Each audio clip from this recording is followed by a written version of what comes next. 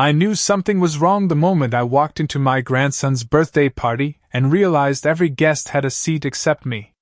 My name is Margaret Wilson, I'm 68 years old, and until that afternoon, I thought I knew exactly where I stood in my family. My grandson Ethan was turning 10, and for weeks I had been looking forward to celebrating with him. I had spent days searching for the perfect gift, finally settling on a new bicycle in his favorite color. The morning of the party, I woke up early, wrapped the gift myself, and even baked a batch of chocolate chip cookies using the same recipe Ethan had loved since he was little. The drive to my son David's house took a little over 30 minutes, and the entire way there I found myself smiling, thinking about how excited Ethan would be when he saw me. Family gatherings had always meant everything to me.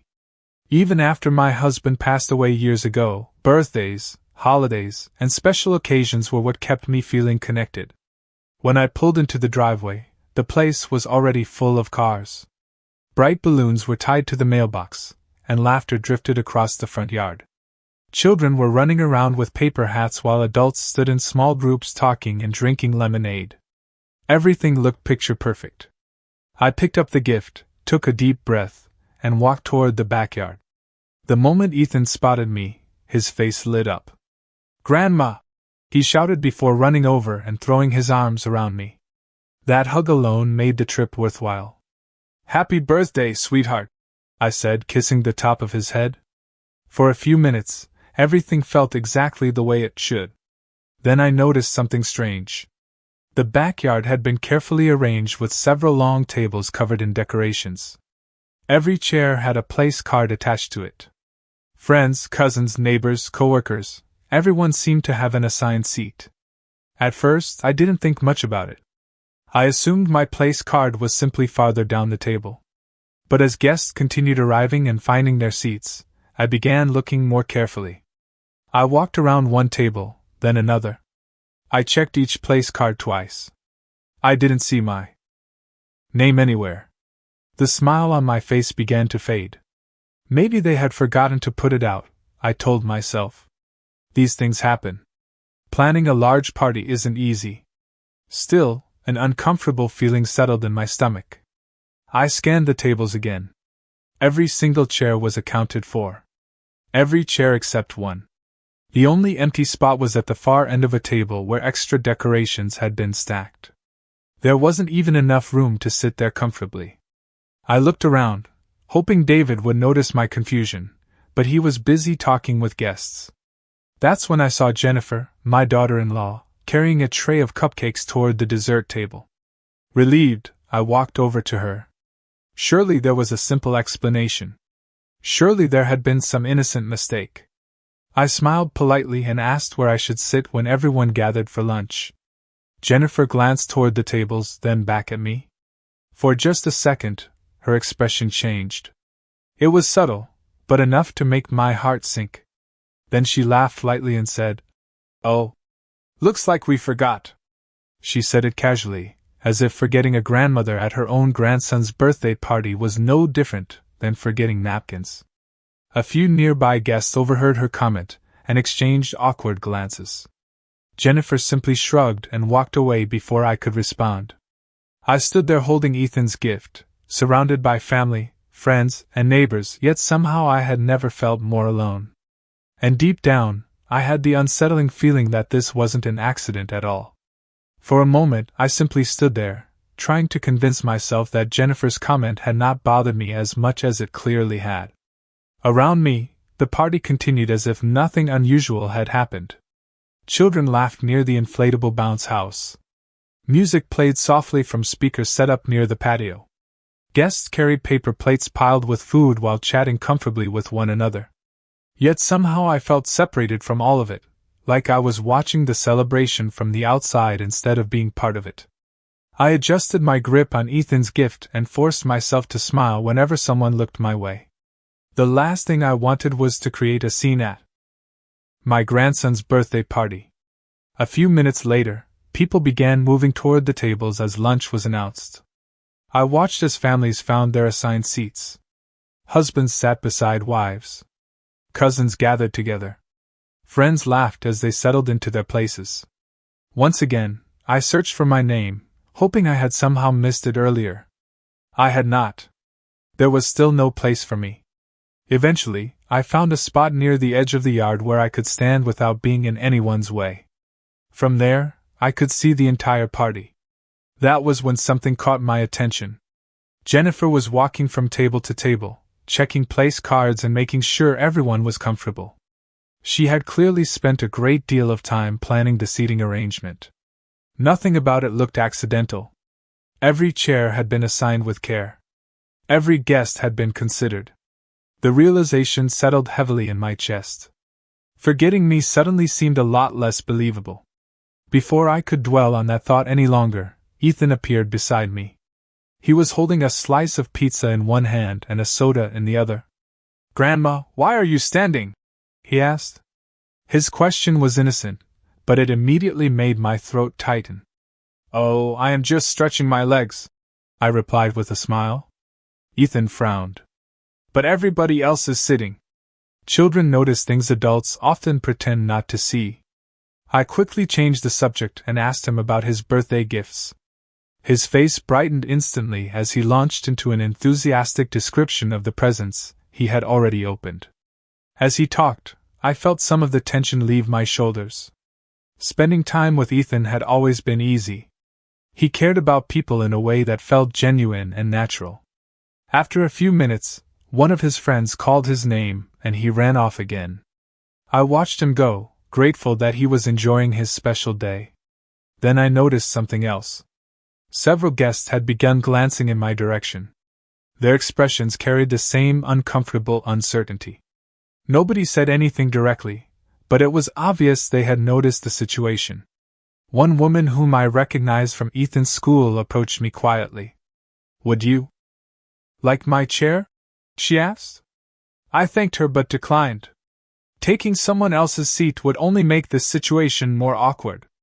Still, her kindness reminded me that not everyone was ignoring what had happened. As the afternoon continued, Jennifer moved through the crowd laughing and accepting compliments about the party. Every time I saw her, I remembered the casual way she had shrugged after saying they had forgotten me. The more I thought about it, the less it felt like a mistake. In fact, a memory surfaced that I had pushed aside for months. There had been small moments before. Little comments. Exclusions that seemed insignificant at the time. Invitations shared at the last minute. Family decisions made without including me. Each incident had been easy to dismiss on its own. Standing there alone at my grandson's birthday party, however, those memories began connecting together like pieces of a puzzle. And for the first time, I started wondering whether this missing chair was not the problem at all. Maybe it was simply the first time I had finally allowed myself to see the bigger picture. The longer I stood there, the harder it became to ignore the uneasy feeling growing inside me. I tried focusing on the good parts of the afternoon. Ethan was happy. The weather was beautiful. The yard was filled with laughter. But every time I glanced toward the tables, I was reminded that somehow there had been room for everyone except me. I eventually set Ethan's gift beside the growing pile of presents and wandered toward the edge of the patio where a few relatives were talking. Some greeted me warmly, but even those conversations felt different than they once had. Several people seemed hesitant, as though they were unsure whether they should mention what had happened. One cousin opened her mouth twice before changing the subject both times. The silence surrounding the situation almost felt louder than words. A little later, I spotted David carrying a tray of drinks from the kitchen. For a brief moment, I felt relieved. Surely my son would notice something was wrong. Surely he would ask why I had been standing alone for most of the afternoon. When he finally approached, I smiled and prepared myself to mention the missing seat as casually as possible. Before I could say anything, however, he handed me a bottle of water and said, "Everything going okay, Mom?" His tone was friendly but distracted. He was already looking over my shoulder toward another group of guests. "I am doing fine," I replied. The words came out automatically. He nodded. "Good. Glad you made it." Then he hurried away before I could continue the conversation. I watched him disappear into the crowd and felt a surprising wave of sadness. It was not anger. Not yet. It was disappointment. David had always been a caring son. At least, that was how I remembered him. Raising him had not been easy. After my husband passed away, there were years when every dollar mattered. I worked extra shifts, skipped vacations, and put my own plans aside so he could have opportunities one never had. Like most parents, I never expected repayment. Seeing your child succeed is supposed to be the reward. Yet standing there that afternoon, I could not help wondering when exactly our relationship had started feeling so distant. My thoughts were interrupted when I noticed Ethan again. This time he was standing near the seating area, looking back and forth between the guests and me. His young face carried a confused expression. After a few moments, he walked directly toward Jennifer. I could not hear their conversation from where I stood, but I saw him pointing toward the tables and then toward me. Jennifer smiled tightly and said something brief before placing a hand on his shoulder and guiding him toward a group of children preparing for games. Ethan glanced back at me twice before reluctantly following along. That small exchange stayed with me. Children are often more honest than adults. They notice unfairness before they learn how to explain it away. As the afternoon continued, party games began. Parents gathered around to watch. Cameras came out. Laughter echoed across the yard. Outwardly, everything looked perfect. Yet underneath the cheerful atmosphere, I felt increasingly certain that something deeper was happening. Then another memory surfaced. A family dinner several months earlier. Jennifer had organized a reservation at a restaurant downtown. Everyone had been invited except me. When David later claimed there had been a misunderstanding, I accepted the explanation. Before that, there had been a holiday gathering where I learned about important family plans only after decisions had already been made. At the time, I convinced myself not to take it personally. Now those incidents no longer seemed unrelated. They felt connected. One by one, moments I had dismissed as accidents were beginning to form a pattern. And as I watched Jennifer laughing comfortably among the guests, a difficult question entered my mind. If this treatment had been happening for months, maybe even years, why had I worked so hard to pretend I did not see it? As the afternoon carried on around me, my attention drifted away from the party and toward memories I had not thought about in years. Looking back, I realized that the story of my family was filled with moments that most people never saw. When David graduated from college, people congratulated him for his hard work, and they were right to do so. He had worked hard. What nobody knew was that during his final 2 years, I had taken extra shifts at the medical office where I worked so he would not need to take on additional student loans. There were months when I barely had a day off. I would leave home before sunrise and return long after dark. I never told David how exhausted I was because I did not want him carrying that burden. I simply wanted him to focus on building his future. Years later, when he met Jennifer and they decided to get married, I was genuinely happy for them. Jennifer seemed ambitious, organized, and determined to create a good life for her family. When they began searching for their first home, they quickly discovered that housing prices were far higher than they had expected. I still remember the evening David sat at my kitchen table explaining their situation. He looked embarrassed even bringing it up. They had found a modest house they loved, but they were short on the down payment. At the time, I had been saving money for something very different. For nearly a decade, I had quietly put funds aside for retirement travel. My dream was simple. I wanted to visit places I had only seen in photographs. Nothing extravagant. Just a few trips, a few memories, and a chance to enjoy life after years of working. Without hesitation, I withdrew a large portion of those savings and gave it to David. I told him it was a gift. The relief on his face made the decision feel easy. Later, when Ethan was born, I became even more involved in their lives. Jennifer returned to work sooner than expected, and childcare costs were difficult for them. Several days each week, I watched Ethan from early morning until evening. Some weeks I spent more waking hours with him than anyone else.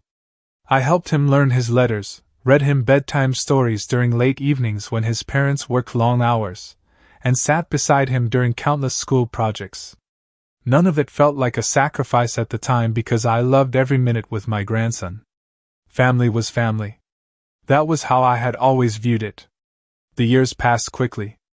David's career improved. Jennifer earned promotions. Their financial situation became increasingly comfortable. The struggles that once worried them slowly disappeared. Yet somewhere along the way, my role seemed to change. The calls became less frequent. Invitations became less personal. Decisions happened without me. Whenever I noticed the shift, I reminded myself that young families are busy. People have responsibilities. Life moves fast. Standing alone at that birthday party, however, I could no longer ignore the contrast between the years I had spent showing up for them and the way I was being treated now.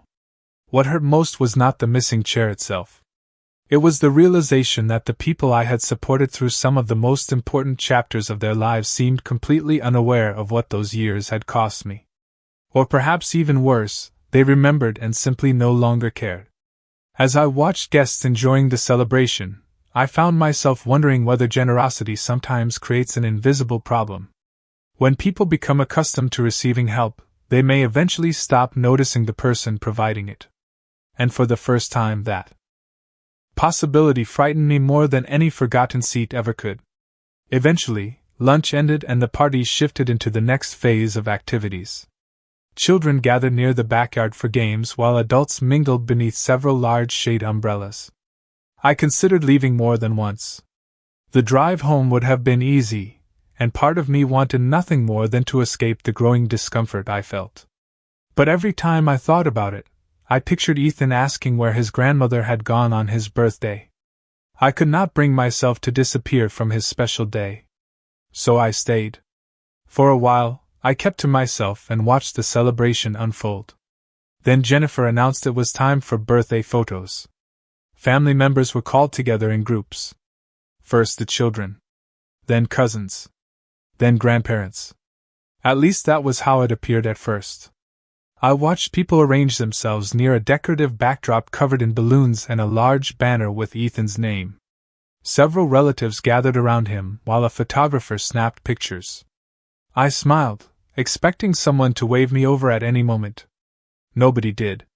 Thinking there had simply been a misunderstanding, I slowly walked toward the group. Before I could join them, Jennifer stepped in front of me with a pleasant smile that somehow felt colder than an outright frown. "We are doing a few quick shots first," she said. "We need to keep things organized." I nodded and stepped back. A few minutes passed. More photos were taken. Different combinations of family members posed together. David stood beside Ethan. Jennifer stood beside Ethan. Even distant relatives joined for pictures. Yet somehow I remained on the outside looking in. The photographer finally lowered his camera and announced they had everything they needed. I felt my stomach sink. Surely that could not be right. Then I heard Jennifer laugh lightly and say, "Perfect. These are the ones we will probably frame."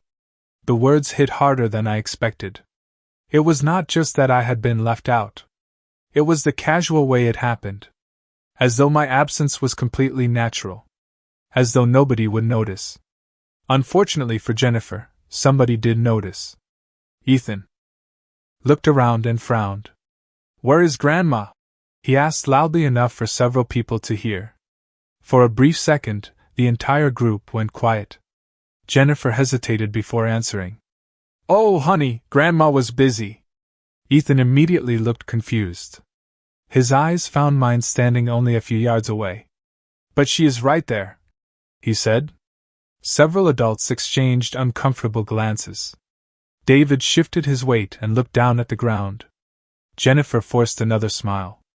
"We can always take more pictures later." But later never came. The conversation quickly moved on, and the photographer packed away his equipment. What struck me most was not Jennifer's response. It was David's silence. He had heard everything. He had seen me standing there. Yet he said nothing. The disappointment I felt earlier deepened into something heavier. I was beginning to understand that this situation involved more than one person. As the afternoon continued, I noticed another detail. Jennifer seemed unusually determined to control every interaction involving me. Whenever a guest approached to chat, she would suddenly appear with a task or a distraction. Whenever Ethan drifted toward me for more than a few minutes, she would redirect him elsewhere. The pattern became impossible to ignore. This was no longer a collection of accidents. It felt deliberate. And the more deliberate it appeared, the more one question kept returning to my mind. Why? I had never argued with Jennifer. I had never spoken badly about her. In fact, I had spent years supporting her family whenever they needed help.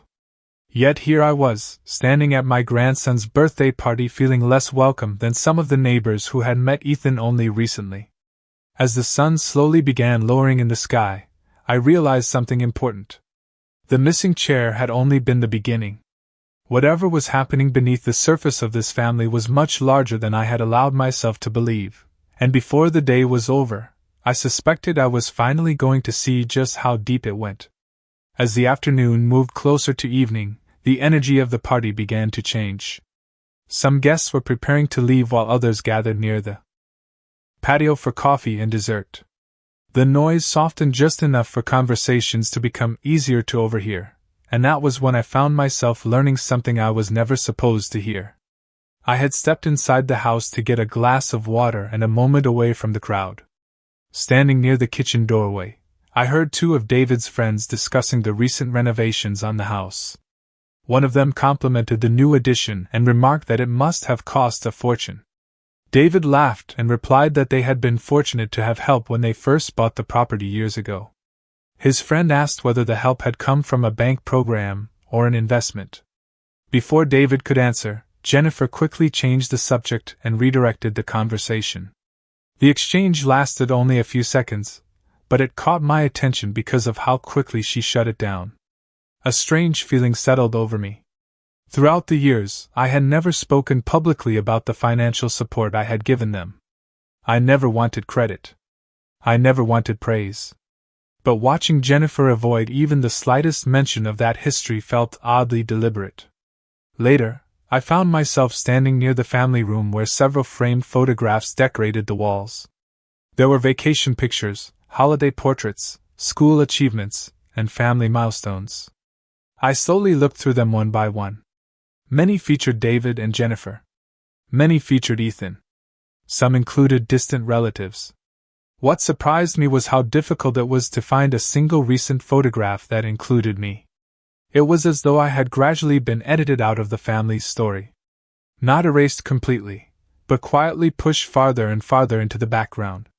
As I stared at the photographs, another memory surfaced. Nearly 3 years earlier, David had called me late one evening sounding unusually worried. A business investment had gone badly. Unexpected expenses were piling up. They were under tremendous pressure and did not know how they were going to manage everything. I remember sitting at my kitchen table that night listening carefully while he explained the situation. The next morning, I transferred a significant amount of money from a retirement account I had spent decades building.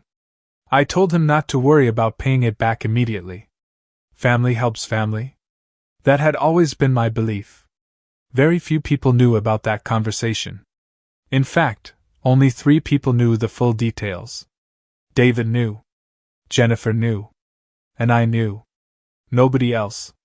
Standing there inside the house, surrounded by reminders of the life they had built, I suddenly realized something important.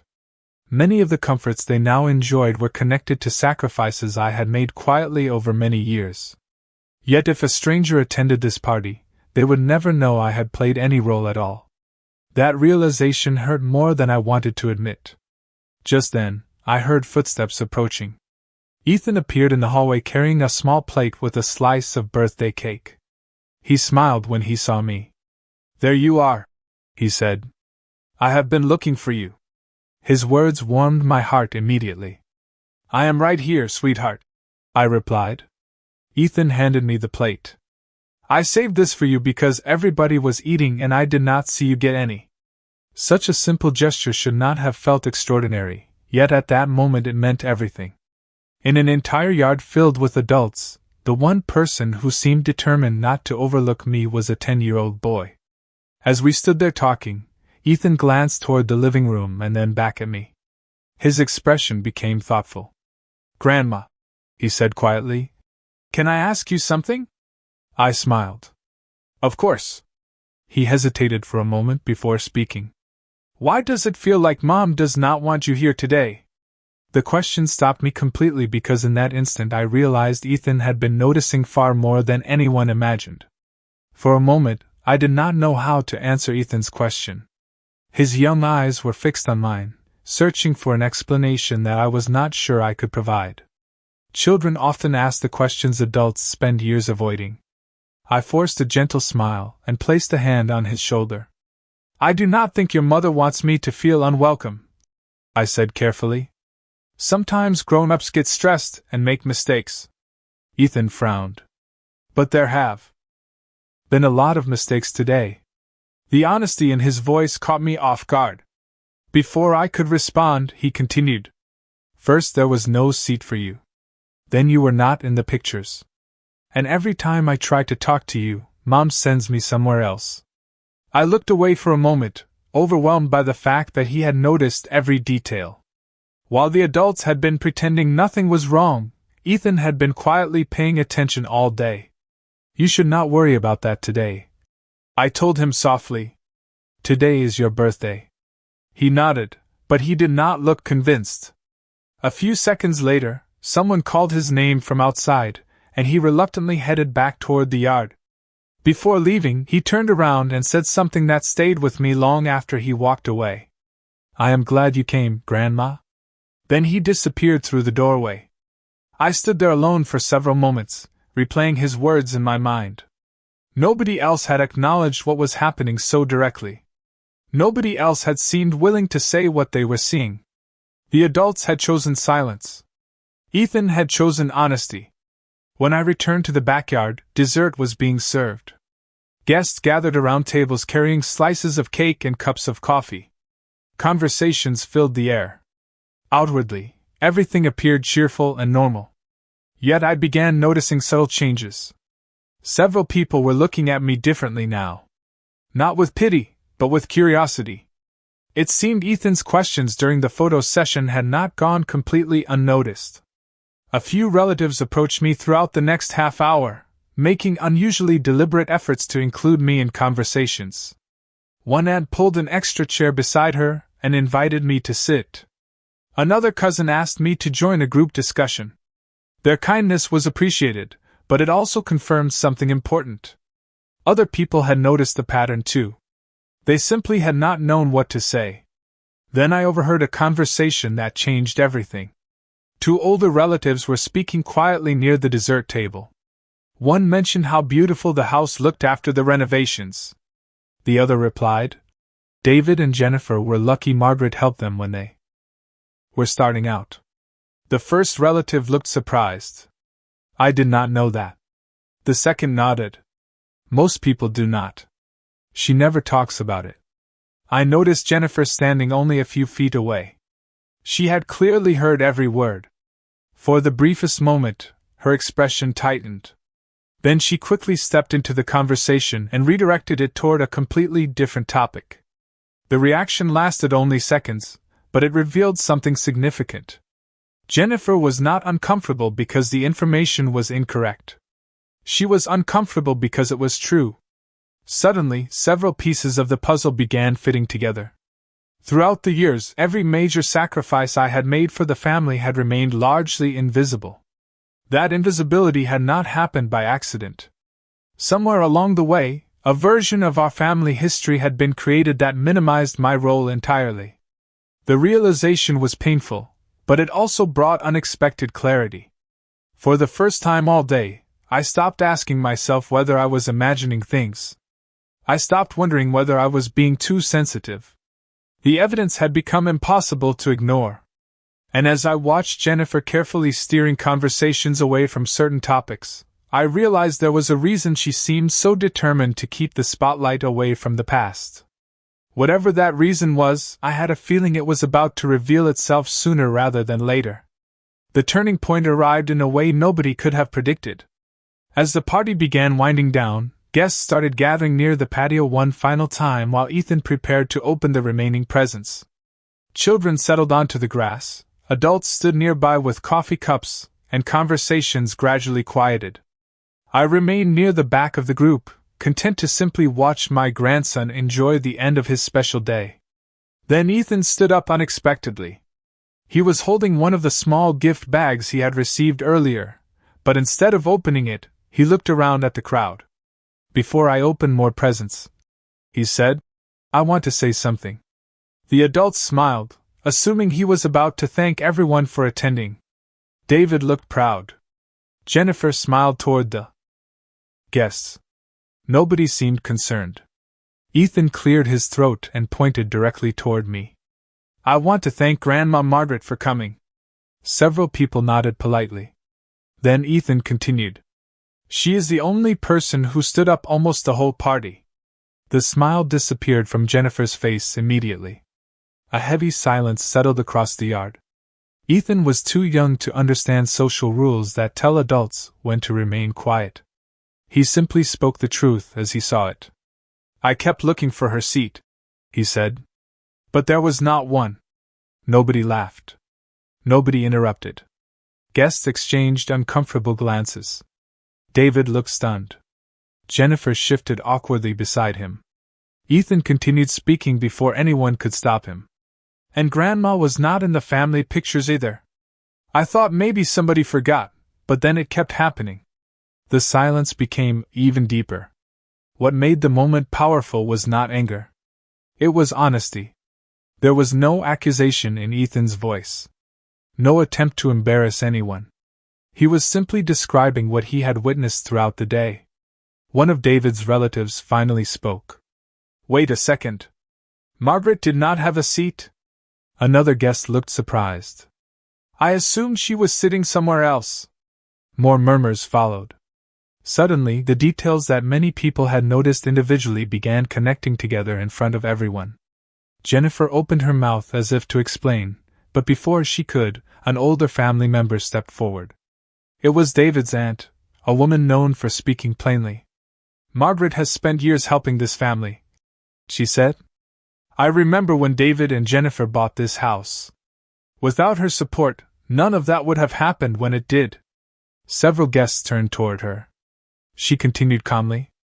"Most people here probably do not know that. Margaret never talks about it." The conversation that followed seemed to unfold on its own. Another relative mentioned how often I had cared for Ethan when he was younger. Someone else recalled the countless family events I had organized over the years.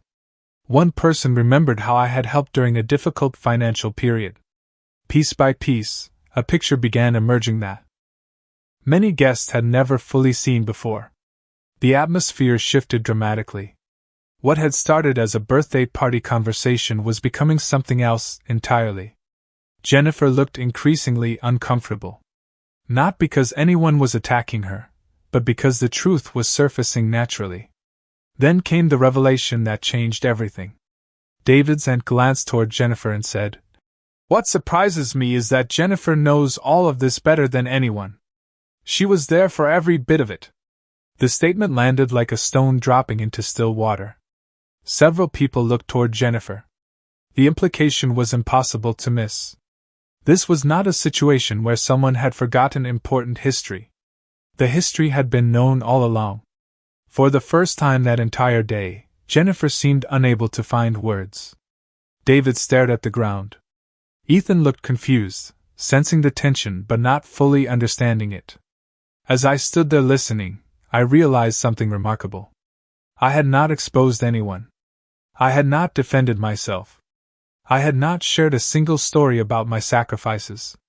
The truth had emerged entirely on its own. And as more guests quietly pieced together what had happened throughout the day, it became clear that everyone was beginning to understand the same thing at exactly the same moment. For several long seconds, nobody seemed to know what to say. The conversation that had unfolded so naturally left the entire gathering in an uncomfortable silence. Guests looked at one another, then at David, then at Jennifer. Nobody needed an explanation anymore. The facts were sitting plainly in front of everyone. What surprised me most was how calm I felt. Earlier in the day, I had experienced confusion, disappointment, and sadness. Now, standing in the middle of the same backyard, I felt something entirely different. Clarity. For years I had questioned my own instincts. I had explained away small slights and overlooked uncomfortable moments because I wanted to believe the best about the people I loved. The events of that afternoon had finally removed any doubt. More importantly, they had removed my need to convince anyone else. The truth was visible now. David eventually walked toward me. He looked older than he had a few hours earlier. His shoulders seemed heavier. For a moment, he struggled to find words. "Mom," he said quietly, "I am sorry." It was not a dramatic speech. It was not a perfect apology. But it was sincere. I could hear the regret in his voice. "I should have paid attention," he continued. "I should have noticed what was happening." I looked at him for a moment before nodding. "Yes," I replied gently. "You should have." Neither of us said anything else for several seconds. There was no need. Some truths do not require lengthy conversations. Nearby, Jennifer remained silent.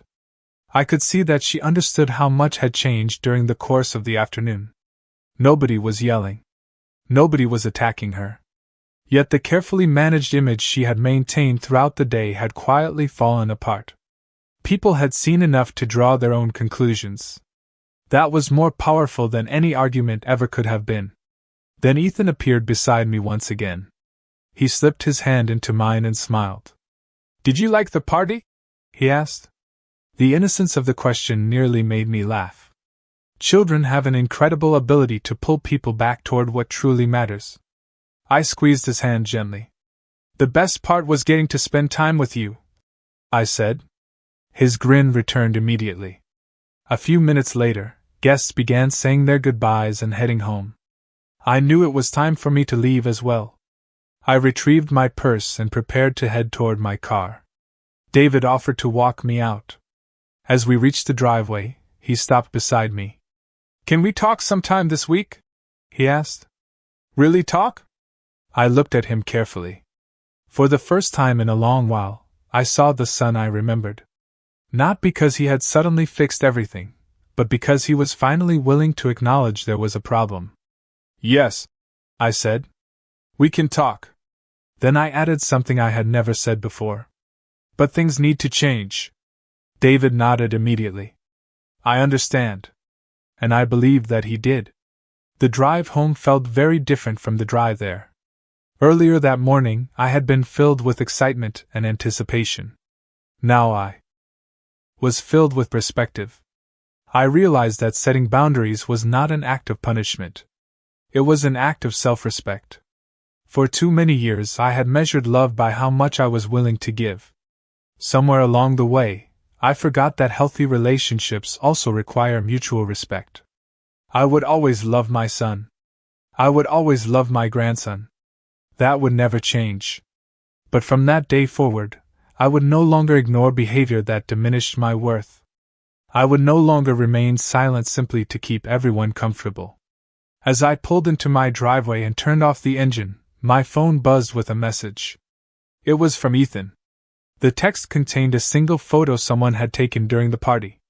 In it, he was standing beside me holding my hand and smiling. Underneath the picture he had typed a simple message. "Thank you for coming, Grandma. I was happy you were there." I looked at the photo for a long moment before smiling. In the end, respect was not restored through arguments, revenge, or public humiliation. It returned through honesty, accountability, and the courage to recognize value before it is lost. And sometimes, the person capable of teaching that lesson is not the loudest adult in the room, but a 10-year-old boy who simply refuses to ignore what is right in front of him.